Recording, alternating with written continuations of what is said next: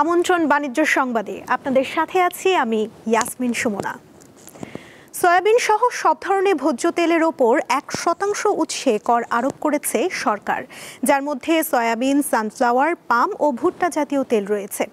এর আগে পণ্যটির ওপর কোনো উৎসে কর ছিল না। জাতীয় রাজস্ব বোর্ড সোমবার এ বিষয়ে প্রজ্ঞাপন জারি করে। এতে বলা হয়, পরিশোধিত ও অপরিশোধিত সয়াবিন, ভ্যাট নিবন্ধিত ভোজ্য তেল পরিশোধন শিল্পের মাধ্যমে অপরিশোধিত ভোজ্য তেল আমদানি, সানফ্লাওয়ার বীজ ও তেল এবং ভুট্টার তেল আমদানিতে উৎসে কর নির্ধারণের হার 1% হবে। আন্তর্জাতিক বাজারে দাম কমায় গত আগস্টের মাঝপথে এসে দেশের বাজারে পাম তেলের দাম প্রতি লিটারে 19 টাকা কমিয়ে 150 টাকা ঘোষণা করে সরকার।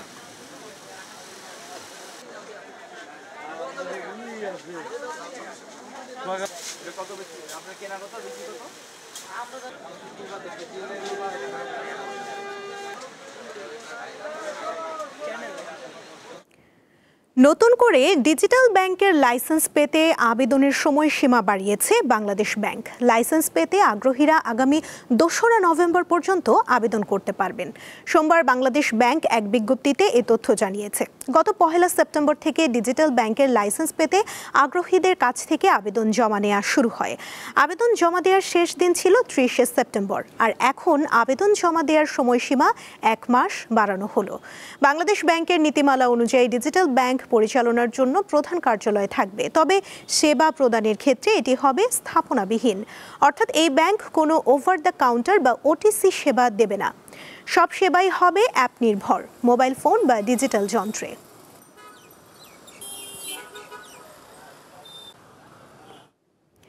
প্রবাসী আয়ের সঙ্গে রপ্তানি প্রবাহ বাড়ায় বাজারে ডলারের সরবরাহ বেড়েছে। এতে মুদ্রাটির দাম কমে যাওয়ার আশঙ্কা তৈরি হয়েছে। এমন পরিস্থিতিতে বাজার স্থিতিশীল রাখতে ব্যাংকগুলো থেকে ডলার কিনে দাম স্বাভাবিক রাখার চেষ্টা করছে বাংলাদেশ ব্যাংক। সোমবার 26টি ব্যাংক থেকে 353 মিলিয়ন মার্কিন ডলার কিনেছে আর্থিক খাতের নিয়ন্ত্রক সংস্থাটি। মাল্টিপল প্রাইস অ্যাকশন বা এমপিএ পদ্ধতিতে অনুষ্ঠিত এই ক্রয় এক্সচেঞ্জ রেট ছিল প্রতি ডলার 121 টাকা 75 পয়সা। সব মিলিয়ে চলতি অর্থ বছরে এখন পর্যন্ত বিভিন্ন বাণিজ্যিক ব্যাংক থেকে 175 কোটি মার্কিন ডলার কিনেছে কেন্দ্রীয় ব্যাংক। বাংলাদেশ ব্যাংকের কর্মকর্তারা বলছেন, সম্প্রতি ডলারের চাহিদা কমে আসায় দামের কিছুটা নিম্নমুখী প্রবণতা দেখা যায়।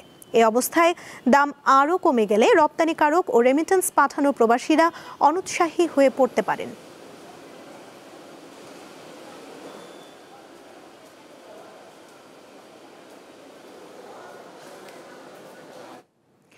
রাজধানী বনানীতে চলছে American Chamber of Commerce in বাংলাদেশের বৈঠক। সেখানে আছেন আমাদের সহকর্মী শাহরিয়ার ইমন। ইমন, বৈঠকে কে কে উপস্থিত আছেন আর আলোচনায় বক্তারা কি বলছেন?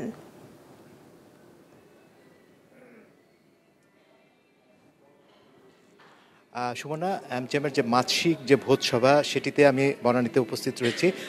American Chamber of Commerce in Bangladesh, AmCham, তাদের প্রতি মাসেই আসলে তারা দেশের ব্যবসা বাণিজ্য নিয়ে বিভিন্ন বিষয় নিয়ে তারা আপনার আলোচনায় বসে। তারই ধারাবাহিকতায় এবারও তারা বনানীতে আপনার এই মাসিক ভোজসভাটির আয়োজন করেছে। আপনাকে এখানে জানিয়ে রাখা ভালো, সেটি হচ্ছে যে আজ আসলে আপনার ইউএস এম্বাসির যে কমার্শিয়াল কাউন্সিলর আছেন, নতুন তিনি জয়েন করেছেন, মিস্টার পল ফ্রস্ট, তাকে আসলে এই মাসিক ভোজসভায় পরিচয় করিয়ে দেওয়া হচ্ছে। সুতরাং বুঝতেই পারছেন যে এখানে একটি আলাদাভাবে আসলে এখানে একটি গুরুত্ব পাচ্ছে আজকের এই ভোজসভাটি। আপনি জানেন যে যুক্তরাষ্ট্রের বাজারে কিন্তু বাংলাদেশের অনেকগুলো রপ্তানি সম্ভাবনা রয়েছে। বিশেষ করে সবচেয়ে বড় বাজার হচ্ছে তৈরি পোশাক খাতের একটি বড় বাজার রয়েছে।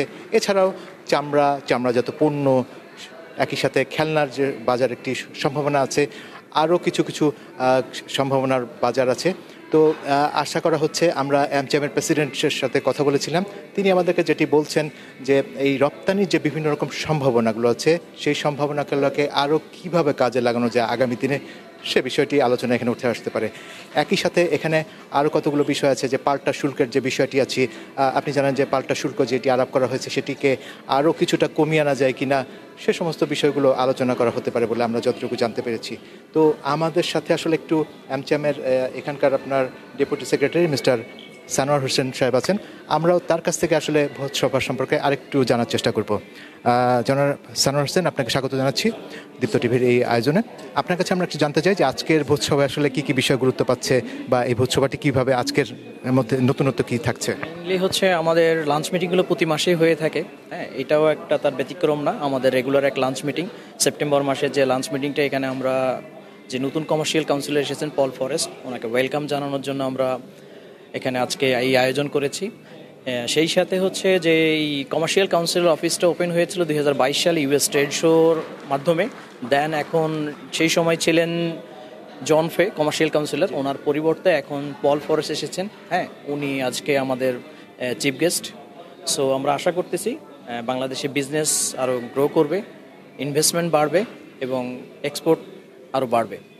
এখানে একটি বিষয় আসলে না বলে নয়, সেটি হচ্ছে যে আপনি জানেন যে সাম্প্রতিক সময় আপনার, বিশেষ করে আপনার যেহেতু যুক্তরাষ্ট্রের বাজারে আপনার সবচেয়ে বড় আপনার রপ্তানি খাত হচ্ছে তৈরি পোশাক খাত, এবং এর পাশাপাশি আরও কিছু সম্ভাবনা রয়েছে, আরও কিছু সম্ভাবনা এক্সপ্লোর করার কথা আপনার বলা হচ্ছে। তো সেসব ক্ষেত্রে যেহেতু আমাদের নতুন আপনার কমার্শিয়াল কাউন্সিলও জয়েন করেছেন, সুতরাং হয়তো আমরা এসব ক্ষেত্রে আরও নতুনত্ব কিছু আশা করতে পারি বোধহয়। হ্যাঁ, মেবি আমরা আশা করতে পারি, যেহেতু উনি নতুন এসেছেন, নতুনত্ব প্রতিজন মানুষের জন্য একটা নতুনত্ব কিছু থাকে, অবশ্যই উনি অগ্রসর হওয়ার জন্য বেশ ভালো পদক্ষেপ নেবেন, এটা আমাদের আশা।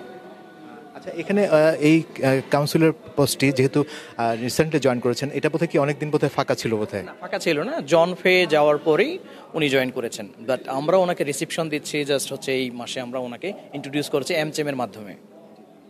সুতরাং আমরা আশা করতে পারি যে যুক্তরাষ্ট্রের সাথে আমাদের যে বিভিন্ন ধরনের ব্যবসায়িক সম্পর্ক, রপ্তানি বাণিজ্য সহ এগুলো ক্ষেত্রে আরও অগ্রগতি হবে। হ্যাঁ, আমরা আশা রাখি যে এটা আরও অগ্রগতি হবে এবং জোরদার হবে ইনশাল্লাহ।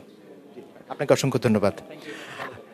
সুমনা, আসলে কথা হচ্ছিল অ্যামচেমের ভোজ সভার ঠিক মাঝখানে রয়েছে। এখানে আপনার কথা হচ্ছিল আপনার যে নতুন আসলে আপনার যে কমার্শিয়াল কাউন্সিলর আছেন তাকে পরিচয় করিয়ে দেওয়া হচ্ছে, এবং অ্যাজ ওয়েল অ্যাজ বাংলাদেশের সাথে যুক্তরাষ্ট্রের আরও রপ্তানি সহ সার্বিক বাণিজ্য আরও কীভাবে অগ্রগতি করা যায় সে সমস্ত বিষয়গুলো নিয়ে আলাপ আলোচনা চলছে।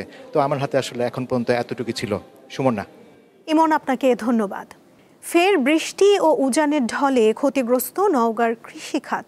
বৃষ্টির পানিতে তলিয়ে গেছে আমন ক্ষেত, দুশ্চিন্তায় পড়েছেন সবজি চাষিরা। এ বিষয়ে জানাতে নওগাঁ থেকে যুক্ত আছেন আমাদের সহকর্মী আব্দুর রৌফ। রৌফ, আবহাওয়ার এই বৈরী অবস্থায় কি বলছেন চাষিরা?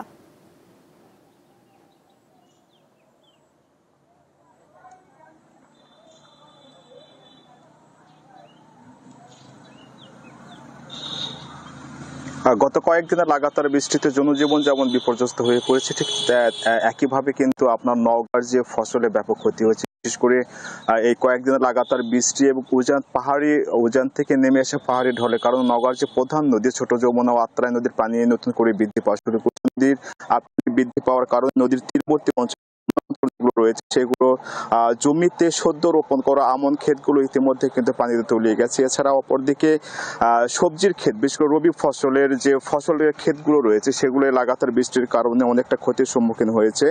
কৃষকরা জানিয়েছে যে লাগাতার বৃষ্টির কারণে জমিতে থাকা বেগুন, পটল, কাঁচা মরিচের যে গাছগুলো রয়েছে সেই গাছগুলো অনেকটা মরে যাচ্ছে এবং ফলন বিপর্যয় হচ্ছে। আর এই ফলন বিপর্যয়ের প্রভাবটি কিন্তু কাঁচা বাজারে পড়েছে। আজকে খবর নিয়ে জানা গেছে যে নওগাঁর কাঁচা বাজারের প্রকারভেদে বিভিন্ন সবজিগুলো আছে, সেসব সবজিগুলোর কেজি প্রতি 3 থেকে 5 টাকা করে বৃদ্ধি পেয়েছে। বিশেষ করে পটল, বেগুন, কাঁচামরিচ, ঝিঙ্গা সহ যে সবজিগুলো রয়েছে সেই সবজিগুলোর দাম বৃদ্ধি পেয়েছে। এছাড়া শীত আসছে, এই শীতকে কেন্দ্র করে কৃষকরা শীতের যে সবজিগুলো ফলনের জন্য যে জমি প্রস্তুত করবে সেই জমি প্রস্তুত এই বৃষ্টির কারণে করতে পারছে না।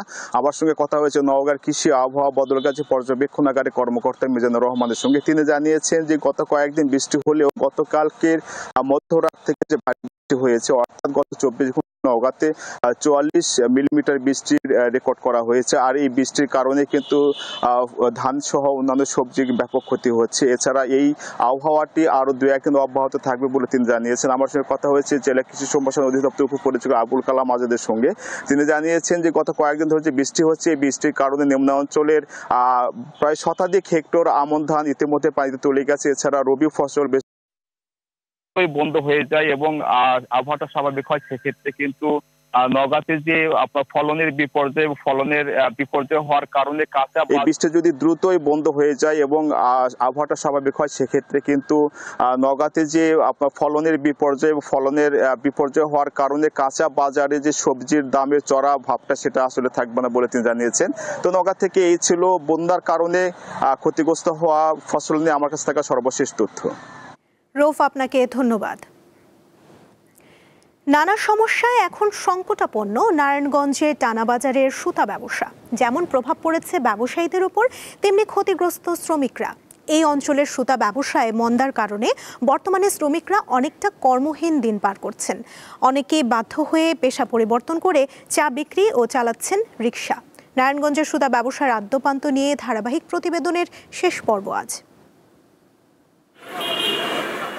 শীতলক্ষ্যা নদীর কোল ঘেঁষে নারায়ণগঞ্জের টানবাজারে গড়ে উঠেছে দেশের সবচেয়ে বড় সুতা ব্যবসার মোকাম। তবে আগের জৌলুস নেই বললেই চলে, যার ফলে ব্যবসায়ীর সংখ্যা কমে দাঁড়িয়েছে হাজারের নিচে। সুতার ব্যবসায় কাজ কম থাকায় শ্রমিকদের দেখা যায় বিভিন্ন গোডাউনের সামনে অলস সময় কাটাতে। কাজ কম থাকায় এবং সংসার চালানোর অর্থ যোগানে ব্যর্থ হয়ে অনেকে চলে গেছেন অন্য পেশায়। কেউ রিক্সা চালাচ্ছেন, আবার কেউ চা বিক্রি করছেন, কেউ বিক্রি করছেন সবজি। দীর্ঘদিন ধরে কোনো ব্যবসা বাণিজ্য নাই, মানে আমরা বেকার, মানে এমন একটা অবস্থায় টানবাজারে বর্তমানে চলতেছে। এই ব্যবসাটা আস্তে আস্তে ধ্বংসের পথে বিলীন হয়ে যাইতেছে। তা আমরা কি করব, উপায় না পেয়ে কেউ রিক্সা চালাচ্ছে। আমরা খুবই অসহায়ের ভিতরে আছি। একদিন কাজ হলে আবার 3 দিন হয় না, ঠিকমতো খাওয়া দাওয়া পোলাপান করাইতে পারি না, লেখাপড়া পোলাপান করাইতে পারি না। আমরা দিনমজুরি কাজ করি, অনেক লেবার এখানে হাজার হাজার মানুষ, কিন্তু কাজ নাই।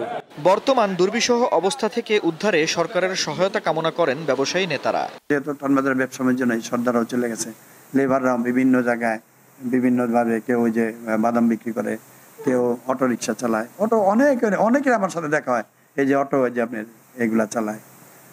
তারপরে অনেকে চাটা বেছে, আবার আপনার আমি এমনও দেখছি ফুটপাতে বসে তরকারি বেচতেছে। এর থেকে পরিত্রাণ দেওয়ার জন্য আমি মনে করি আমাদের সরকারের সবচেয়ে বড় ভূমিকা পালন করতে হবে। 1000 ঘর থেকে 10,000 শ্রমিক আছে, 5,000 কর্মচারী আছে। এর মধ্যে ঘর তো কাজ কম হলে অটোমেটিক ওরা বেকার হয়ে যায়। অনেক শ্রমিক বেকার হয়ে গেছে, অন্য পেশায় চলে গেছে, কর্মচারী অনেক বিদায় হয়ে গেছে, অন্য পেশায় চলে গেছে। এটা সমস্যা তো হয়েছেই। এখন আমরা আশাবাদী হয়তো আস্তে আস্তে বাজারটা আগের পজিশনে ফিরে আসবে। এক্সপোর্ট যদি শুরু হয়, গার্মেন্টস বাঁচবে, লেবার বাঁচবে, এবং স্পিনার লোকাল স্পিনাররা বাঁচবে, লোকাল মার্কেটও ঠিক হবে। অ্যাসোসিয়েশনের তথ্য মতে বর্তমানে টানবাজারে শ্রমিকদের সংখ্যা প্রায় 12,000। দীপ্ত বার্তা কক্ষ। দর্শক, এই ছিল আজকের বাণিজ্য সংবাদে।